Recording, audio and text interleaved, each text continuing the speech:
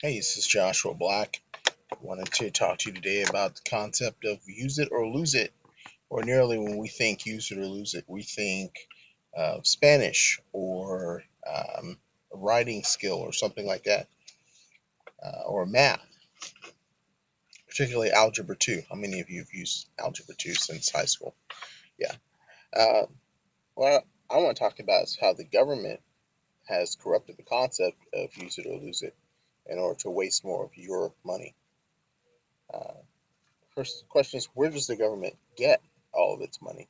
It gets it from people like you and me, all the taxes that it collects, and the fees and the fines and things like that, tolls. Uh, so all of the money that the government has, the quote unquote resources that the government has to spend on all of these different projects, comes from people like you and me, the things that we pay for. Um, and it's hidden. It's hidden in the cost of things. We see prices go up, we assume, oh, those greedy business owners. Well, it's not the business owners who are necessarily at fault. For example, let's look at gas prices.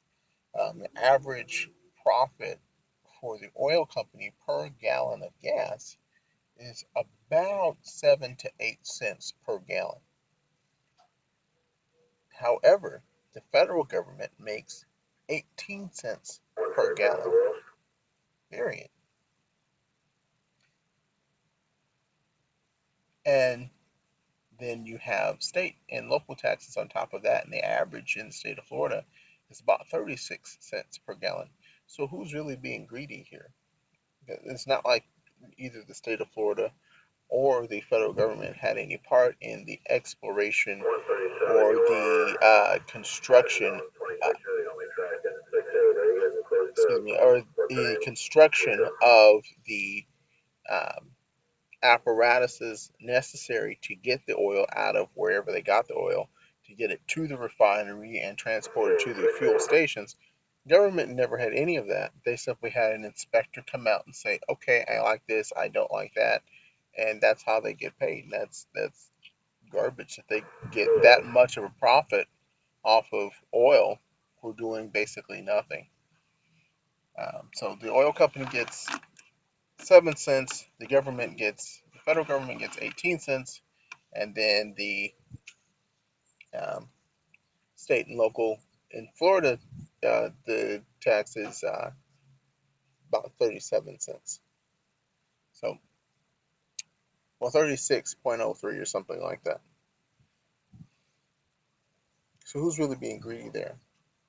So, what I would like to do is cut our taxes and cut our spending as well. But of course, they'll tell you, oh, but you'll cripple these projects, you'll cripple that project.